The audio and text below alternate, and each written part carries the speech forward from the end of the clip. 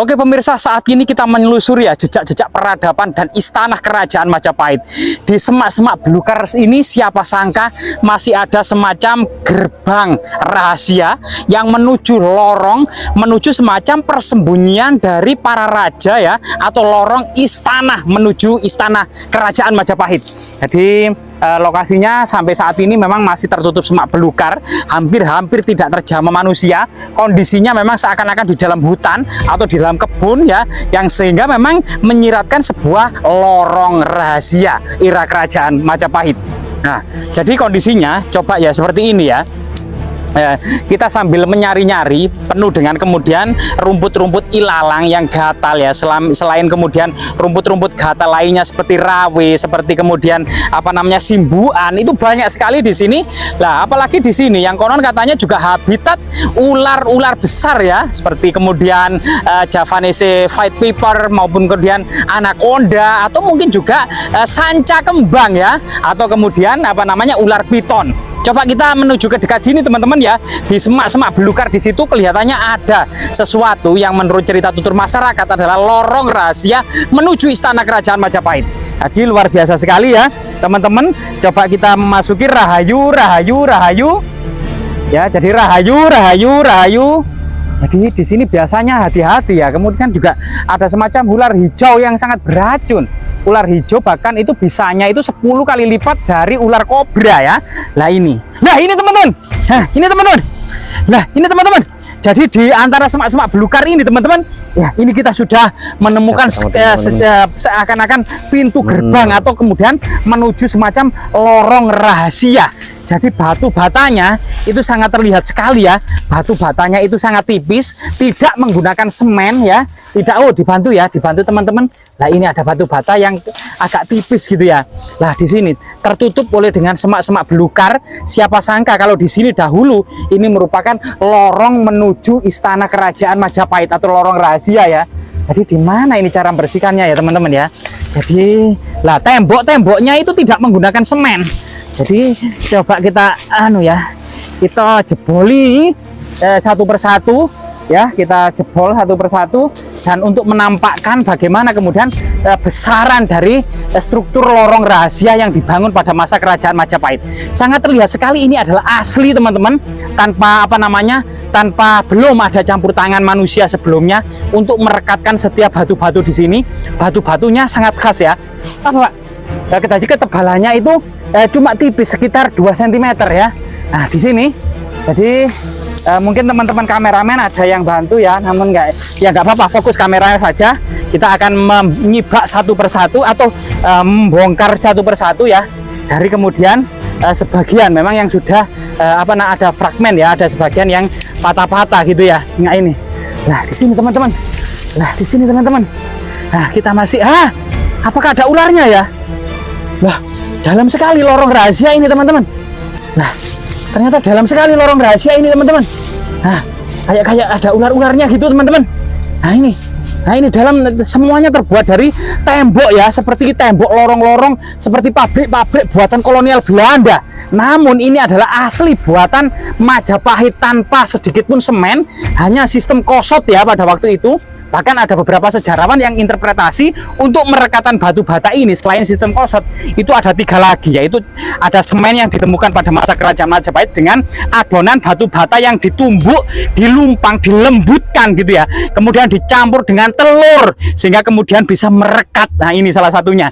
Atau mungkin juga yang lainnya itu adalah versi yang ketiga adalah dengan beras ketan. Jadi beras itu menjadi bubur, beras ketan itu yang rekat itu ya, seperti lem gitu ya, itu kemudian ditempelkan dari setiap batu. Nah ini salah satu beberapa teori ya. Ada 3 teori dalam merekatkan batu-batu bata ini sehingga kemudian sangat rekat sekali tanpa adanya semen, melainkan bisa menggunakan kemudian telur, kemudian beras ketan, atau kemudian sistem kosot ya, antara kosot yang satu dengan kosot yang lain sehingga mengeluarkan dengan bantuan air sehingga kemudian mengeluarkan semacam serbuk batu bata sebagai bahan perekat. Coba kita cari ujung sana ya teman-teman ya. Jadi Mbah permisi Mbah. Rahayu. Nah, kita tidak perlu kemudian menyingkap seluruhnya ya. tapi sebagian saja untuk menampakkan kemudian luas dari lorong rahasia tersebut. Diduga ini menuju lorong istana kerajaan Majapahit ya.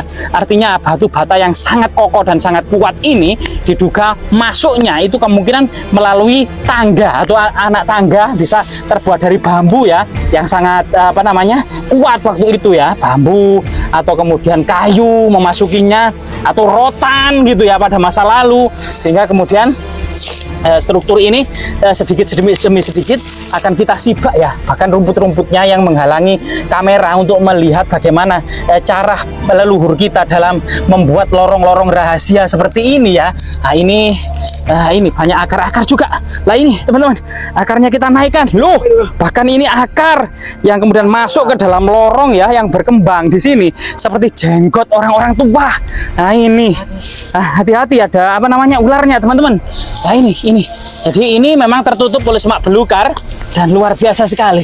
Mungkin kameramen bisa kemudian dipedalamkan, bisa berukuran sekitar kemudian lorong rahasia ini ya, yang ini masih alami ya, yang kemudian kita temukan menurut penuturan warga ya. Jadi warga juga pernah datang ke sini menemukan, namun sama sekali kemudian lorong rahasia ini seperti menara gitu ya, yang dulu mungkin lebih tinggi dan dalamnya itu saat ini kemungkinan tertutup oleh sebagian tanah-tanah, debu atau letusan gunung berapi purba pada masa lalu yang letusan gunung berapi yang kemudian abunya itu mengendap di dalamnya, sehingga kemudian lorong-lorong yang lainnya mungkin terendap, sehingga seakan-akan di bawah ini ada airnya yang tertangkap atau yang terjebak di dalam lorong rahasia ini ya.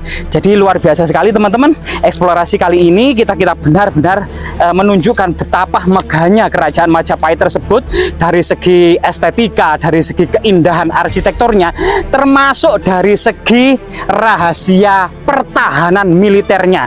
Diduga inilah kemudian salah satu lorong-lorong rahasia menuju istana-istana, sehingga kemudian pengepungan kerajaan Kadiri pada masa Mongol ya, tahun 1292 Masehi, istana Jayakatwang yang dikepung dari arah utara dan barat oleh pasukan Mongol, dari arah timur oleh pasukan Majapahit dan orang-orang Madura, itu hampir seharian belum bisa memasuki dan menjebol istana kerajaan Kadiri itu ya, yang diduga juga memiliki lorong-lorong rahasia. Sehingga pada waktu itu kemudian dalam cerita Arya Kamandanu Tutur Tinular itu kemudian salah satu penasehat kerajaan Kediri ini membocorkan pintu-pintu rahasia semacam ini. Begitu juga istana Majapahit diduga juga memiliki lorong-lorong rahasia yang kemudian menuju kemudian persembunyian atau pertahanan untuk menjaga kemudian eksistensi dari kerajaan Majapahit ini. Semoga kemudian penemuan lorong rahasia menuju istana kerajaan Majapahit ini bisa kemudian